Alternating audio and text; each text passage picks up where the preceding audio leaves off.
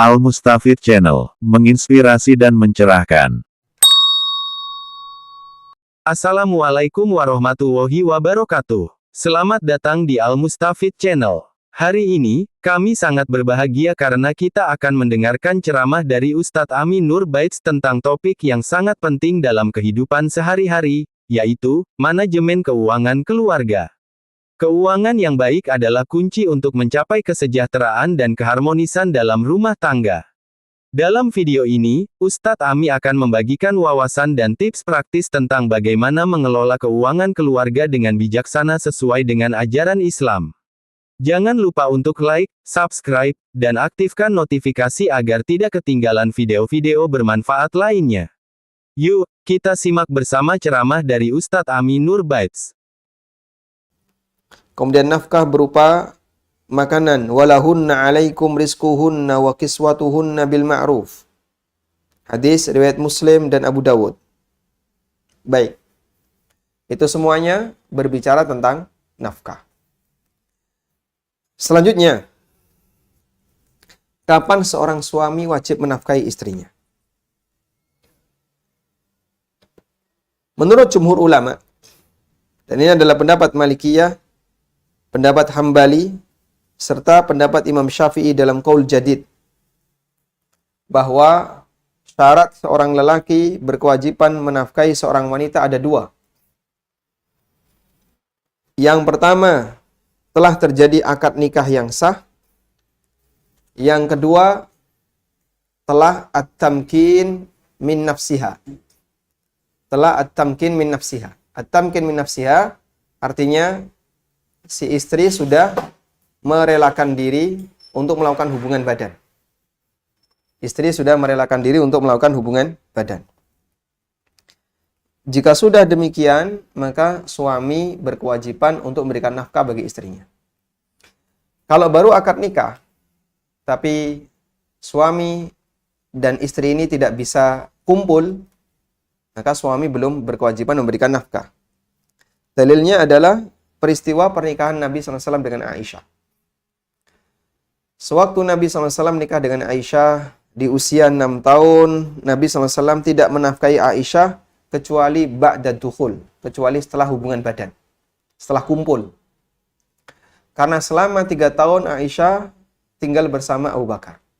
Sehingga pasca nikah, Aisyah tinggal di rumah keluarganya, dan Rasulullah SAW tidak memberikan nafkah, sehingga nafkah Aisyah ditanggung oleh ayahnya, Abu Bakar As-Siddiq radhiyallahu anhu.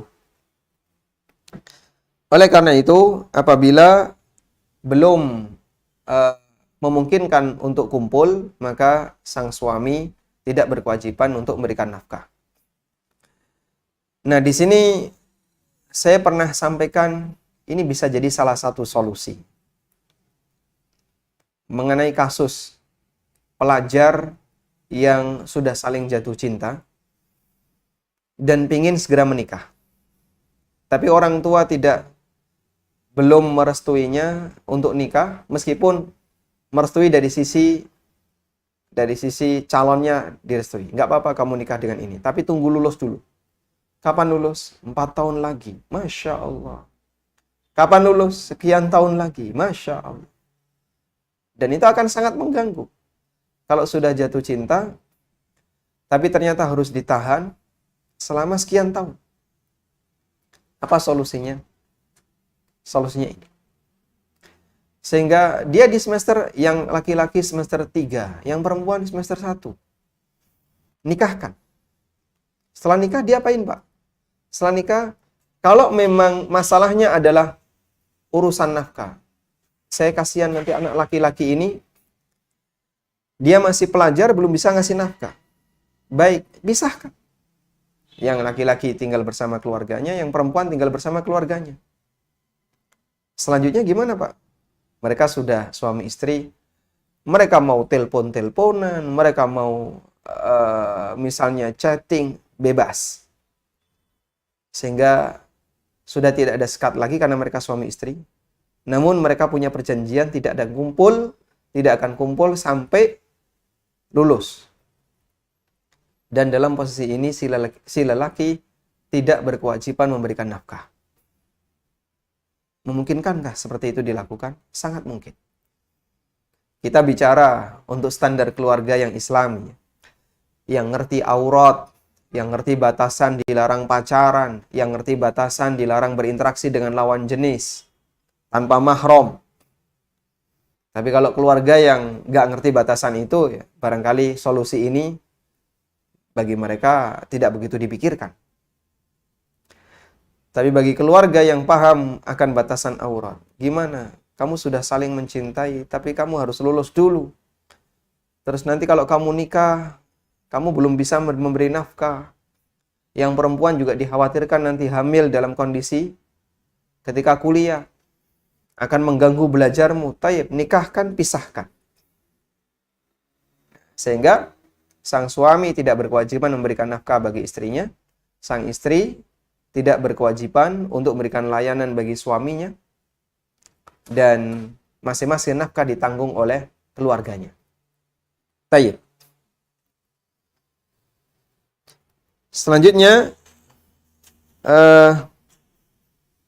di sini ada keterangan dari Syafi'iyah, kewajiban suami untuk menafkahi gugur ketika satu, istri nusyuz. Nusyuz artinya bangkang.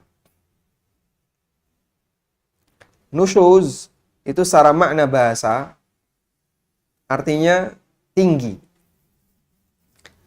Gunung yang tinggi itu disebut dengan Jabal Nashiz.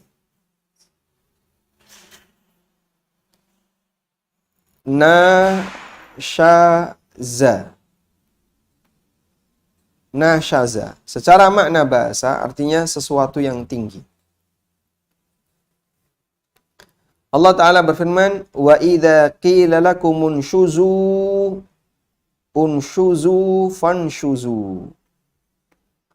Kalau kalian diperintah untuk berdiri, unshuzu kan di sini artinya berdiri. Fanshuzu.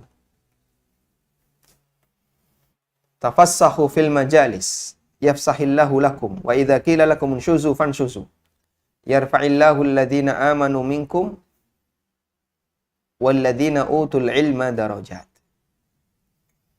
Sehingga nusyuz disebut nusyuz.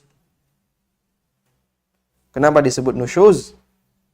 Karena si wanita ini merasa lebih tinggi dibandingkan lelaki tersebut. Oleh karena itu si wanita ini tidak mau nurut. Makanya disebut dengan nusyuz. Tayyib. Kemudian yang kedua, ketika masih kecil sehingga belum layak untuk dilakukan hubungan badan. Yang ketiga, keluar rumah karena alasan ibadah tidak wajib. Seperti iktikaf tanpa seizin suami. Bahkan umroh sendirian tanpa seizin suami. Atau dia melakukan puasa tanpa seizin suami, puasa sunnah. Yang keempat, terjadi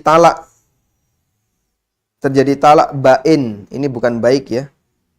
Terjadi talak bain. Apa itu talak bain? Talak di mana sudah tidak bisa rujuk, namanya talak bain. Talak yang tidak bisa rujuk itu disebut talak bain. Tayyib. Kemudian mengenai besaran kadar nafkah, di sini ada khilaf di antara para ulama. Ada yang menyebutkan dikembalikan kepada ukuran tertentu, misalnya 2 mud makanan. Ya. Ada yang mengatakan kondisional, tergantung lingkungan tempat tinggalnya. Dan ini pendapat yang lebih kuat. Sehingga mengenai batasan nafkah, itu Al-Quran memberikan batasan bil ma'ruf. Al-Quran memberikan batasan nafkah itu kalimatnya bil ma'ruf. Apa yang dimaksud dengan bil ma'ruf? Sesuai urf. Coba kita lihat ungkapan bil ma'ruf dalam Al-Quran. Di sini Allah Subhanahu wa taala menyebutkan walahunna mithlul ladzi 'alaihinna bil ma'ruf.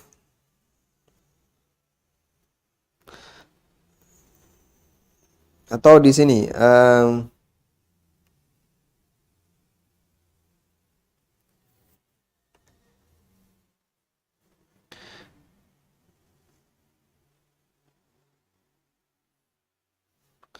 ya, mungkin yang lebih mendekati adalah ayat ini ya.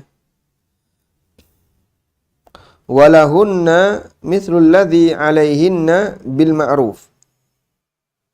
Di Al-Baqarah ayat 228. Anda lihat di ayat 228 baris kedua dari bawah.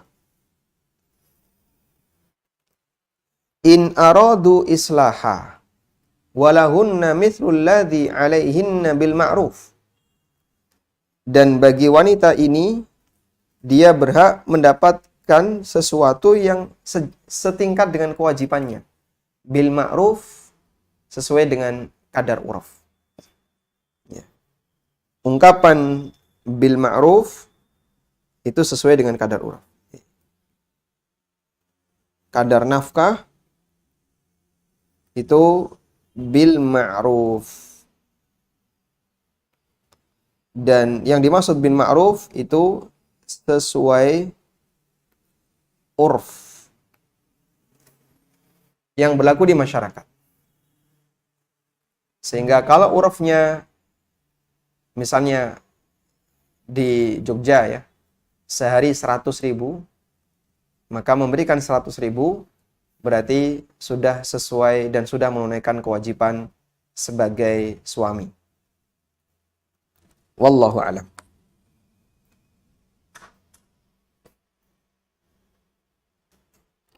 Kemudian bentuk real nafkah tadi kita sudah sebutkan pangan, sandang, dan tempat tinggal. Lalu di sini termasuk di antara nafkah adalah alat kebersihan. Para ulama berpendapat bahwa menjadi hak istri dan kewajiban suami segala yang menjadi kebutuhan istri, semisal sisir, minyak rambut, sampo, dan seterusnya. Lalu parfum ada dua macam. Parfum yang menghilangkan bau, dan parfum jenis ini biaya pengadaannya ditanggung suami. Yang kedua, parfum yang berfungsi sekedar untuk kesenangan. Parfum ini adalah hak suami menurut pendapat para ahli fikih, sehingga wajib diusahakan oleh istri. Ya, misalnya, sebelum melakukan hubungan, wanita memakai parfum. Nah, parfum itu hak suami, sehingga istri harus berkewajiban untuk mendatangkannya. Wallahu a'lam, itu penjelasan yang disampaikan oleh para ulama terkait pembagian parfum. Tapi kalau parfum yang menghilangkan bau badan, itu kewajiban suami yang harus mendatangkannya. Nah, kemudian nafkah jadi utang. Nafkah yang belum dibayar oleh suami, apakah menjadi utang? Dalam hal ini ada dua pendapat. Pendapat pertama, tidak menjadi utang yang harus ditanggung oleh suami, kecuali berdasarkan keputusan hakim atau kesepakatan kedua belah pihak. Jika dua hal ini tidak ada, maka kewajiban nafkah gugur seiring berlalunya waktu. Ini merupakan pendapat Hanafiyah. Misalnya, suami merantau. Banyak sekali kasus kayak gini. Suami merantau ini, Masya Allah, nggak kirim kabar, nggak kirim duit, nggak kirim apapun ke istrinya. Istrinya berada di kampung halaman. Sampai akhirnya sekian tahun tiba-tiba pulang. Sekian tahun tiba-tiba pulang itu, apakah istri punya hak untuk nuntut? Kamu selama 5 tahun nggak pernah ngasih nafkah saya. Nggak pulang-pulang. Nggak ngasih kabar, duitnya juga nggak datang, orangnya nggak datang, duitnya nggak datang. Kamu saya tagih dengan nilai sekian. Apakah bisa seperti itu? Menurut Hanafiyah, kalau istrinya ridho, kalau istrinya tidak nagih, dan tidak ada keputusan hakim untuk memberikannya, maka suami gugur kewajibannya. Namun ada pendapat yang kedua, nafkah ini menjadi utang suami, manakala suami menolak untuk membayarnya setelah nafkah itu menjadi kewajibannya, maka meskipun tidak ada keputusan hakim atau kerelaan suami. Ini adalah pendapat Syafi'iyah dan Hambali menimbang bahwa suatu kewajiban tidaklah gugur kecuali setelah dilaksanakan atau diputihkan. Dan insya Allah pendapat ini yang lebih kuat. Bahwa nafkah yang tidak dibayarkan itu menjadi utang. Karena menjadi utang, meskipun tidak ada keputusan hakim ya. Karena jadi utang, maka suami wajib untuk membayarnya. Kecuali jika istri memutihkan. Ya sudahlah bang, yang penting abang selamat, balik, uangnya nggak ada, nggak apa-apa. Yang penting saya tetap punya suami.